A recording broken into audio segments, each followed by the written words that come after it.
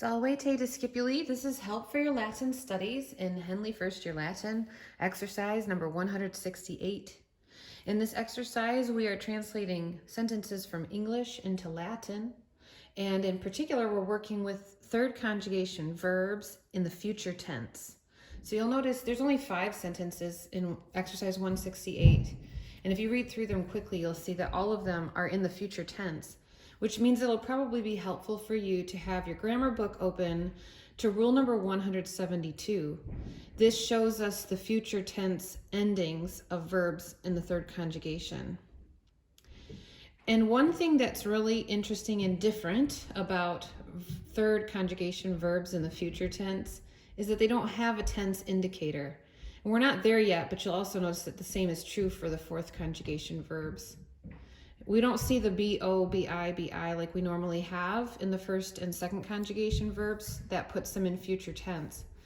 So the way that you indicate that a verb in the third conjugation is in the future tense is by changing the connecting vowel.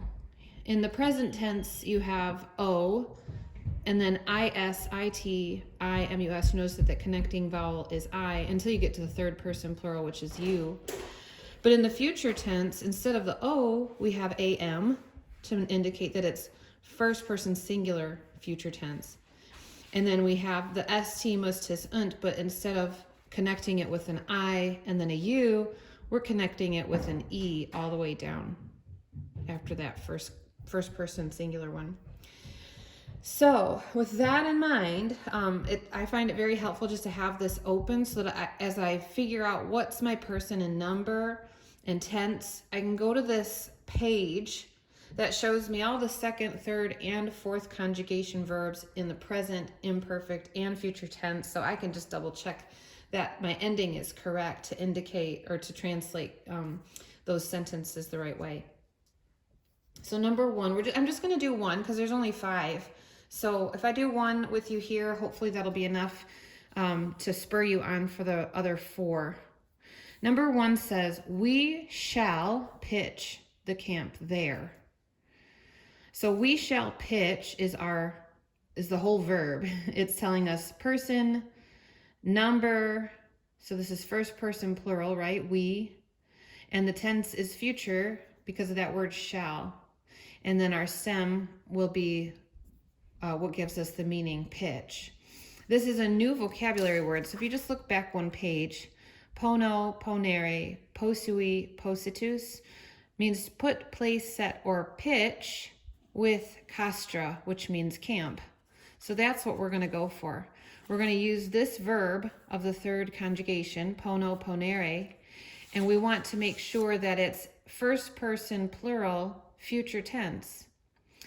And also verbs, as you remember, go at the end of a Latin sentence. So we're going to put this word last.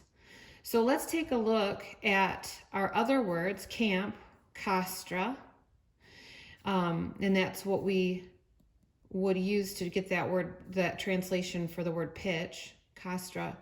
And then there is another new vocabulary word over here. Ibi is an adverb meaning there. That's where. So let's start with that. Let's do ibi, indicating where camp will be pitched. And we'll give our direct object, castra. Okay, so since it's a direct object, then it needs to be in the accusative case, right? Who or what are we pitching? We are pitching camp. And so we have to think through those endings. It is a neuter noun, and so we know there's a rule that tells us that the nominative and accusative case always match when it's a neuter noun. So if castra is the nominative, then castra will also be the accusative. So we can just go with castra. Ibi, castra. And now to figure out our verb ending. First person plural with the word pitch in future tense. So I'm going to look right here. It's a third conjugation verb, future tense, first person plural. So my ending is going to be amus.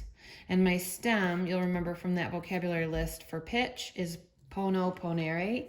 So my stem is pon, and my ending is amus. for we shall. So the sentence is simply translated, ibi castra ponemus. I hope this has been helpful to you. Have a great day.